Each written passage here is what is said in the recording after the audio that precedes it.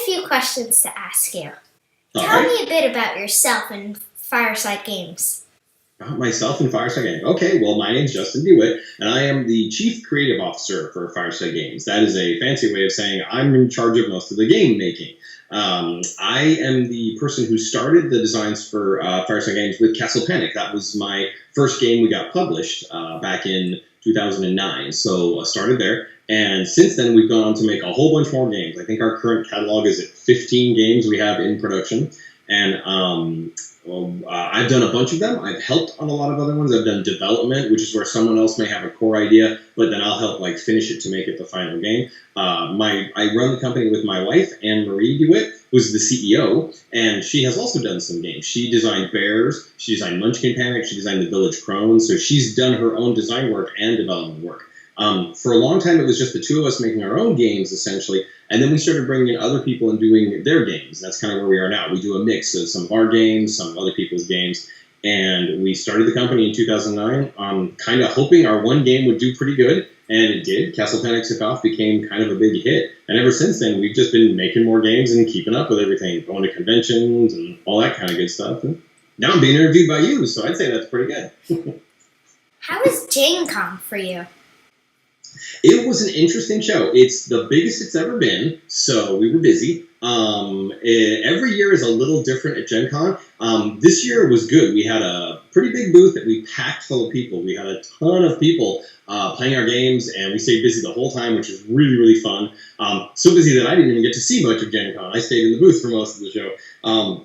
But what was interesting to me is a lot of times at Gen Con, people will talk about the one game that you have to play, the big thing, the big hit that year or whatever. And I love to ask that. When people come to our booth, I will ask them, what's the biggest thing you've seen this year? This year, everybody had a different answer. Hardly anybody had the same game they were excited about. So it's really interesting to see that there's so many games out there right now. People are excited about a little bit of everything. So it's kind of interesting. Very interesting time to be making games, I'll say that.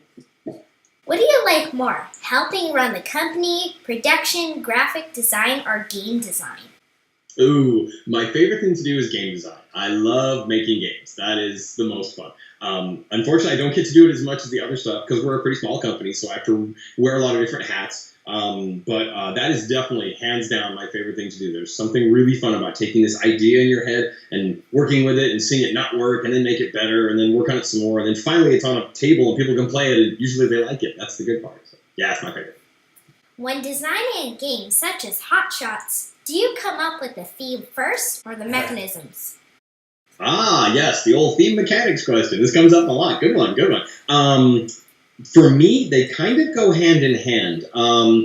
A lot of times I'll think about what I'd like to do in the game as a player. What sort of story do I want to be involved in? And then right away I begin thinking, well, what's the best way to do that? Is it something where I want to touch cards? Do I want to move dice around? Do I want to move little pieces? What's the best thing? And they tend to influence each other. With Hot Shots, that's kind of a slightly different story. I knew I wanted to do a firefighting game, and I had another game that was sort of a dice rolling, move around the board and roll dice in different places game, but it wasn't working very well. And it turns out when I mashed the two together, it worked much, much better. And now Hot Shots, with that idea of how fire is kind of hard to predict and a little uncontrollable, dice work really well for that. You kind of know what you're going to get, but it's not a sure thing. So that's one where the mechanic really clicked kind of after I had the theme for that one, and it had to evolve into that. So there's the short answer on that one. Every game's a little different, but that's how that one works. So why do you think kids and families should play games?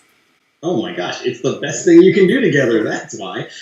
It's so much fun to be with other people in the same room instead of on the same screen kind of thing, and it really teaches you so many things, from learning how to play with other people, how to be a good loser, how to be a good winner, learning all the different things games teach you, strategy, a little bit of math, how to plan ahead, all that kind of great stuff, and being with your family in a way like that where you can play with them. Sure, you can be the winner, but games like Hot Shots that are more cooperative, everybody can really work together. You don't get to do that a lot. A lot of times you find yourself having to work against people, especially in the real life. It's very nice to find places where you can be a team and really focus on that. And families are the best teams, so for me that's a kind of an easy one there. Are there any upcoming games that you'd like to talk about? Everything right now is kind of in the middle of being made. We do have one thing that we haven't officially announced, but I'll give you a little teaser. We're doing a version of our big game Castle Panic that's going to be for preschoolers. It's a much more streamlined, simpler game, so it's really meant for little kids who are just getting into games and to give them something different. We'll be making a big announcement about that later. And then next year, 2019, is the 10-year anniversary of Castle Panic. So we're going to be doing a lot of fancy things for Castle Panic. I have to keep it kind of secret for now because we're still working on it, but look for a whole bunch of neat Castle Panic things coming from us next year. Thanks so much for talking with me. You betcha. It was super fun. Yeah.